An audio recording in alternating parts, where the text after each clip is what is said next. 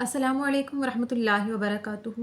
उम्मीद करती हूँ तमाम देखने वाले खैर वाफ़ियत से होंगे, अल्लाह ताला की रहमतों के साए में हों।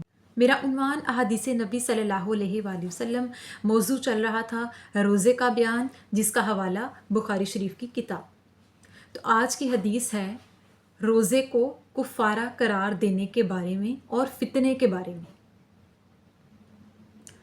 एक मरतबा हज़रत उमर बिन ख़त्ताब सहाबियों के दरमियान बैठे थे कि उन्होंने पूछा कि तुम में से किसको वो हदीस याद है जिसमें रसूलुल्लाह सल्लल्लाहु अलैहि वसल्लम ने रोज़े को कुफ़ारा करार दिया है।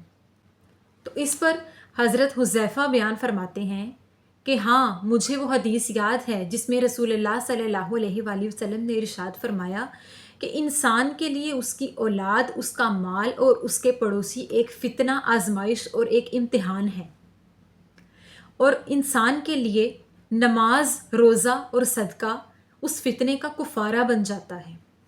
इसी के साथ फरमाने लगे कि मैंने ये नहीं पूछा, मैं उस फितने के मुताल्लिक तुझसे जानना चाहता हूँ जो कि समुंदर की मौजों की तरह उमंड कर आएगा। तो इस पर हज़रत हुज़ैफ़ा ने फरमाया, आपके और उस फितने के दरमियान एक दरवाज़ा है, यानी आपके दौर में वो फितना शुरू नहीं होगा, आपके दौर में वो दरवाज़ा नहीं खुल सकता, यानी आपके और उस फितने के दरमियान एक दरवाज़ा बंद है। तो हज़रत उमर ने पूछा कि क्या वो दरवाज़ा खुल जाएगा या तोड़ दिया जाएगा? तो हज़रत हुज़ैफ़ा बयान करते हैं कि वो दरवाज़ा तोड़ दिया जाएगा। इस पर हज़रत उमर ने फरमाया कि फिर तो वो क़यामत तक बंद ना हो पाएगा।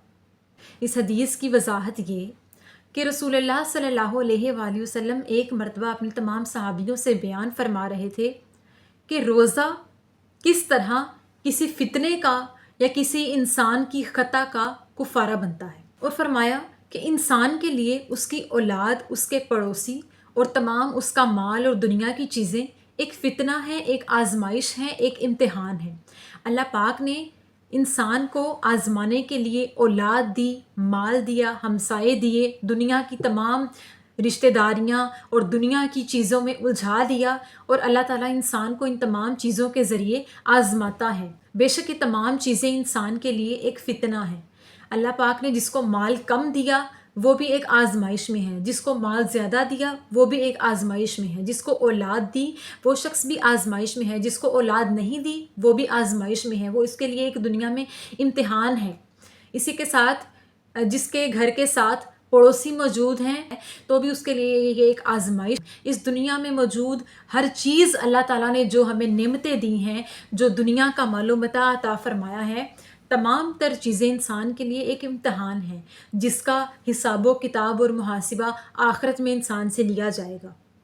बेशक जो इंसान इन आजमाइशों के साथ चलने में फितनों से गुज़रता है या किसी गुनाह पर गुज़रता है या किसी ख़ता पर गुज़रता है, तो उसके लिए कुफ़ारा क्या चीज़ बनती है?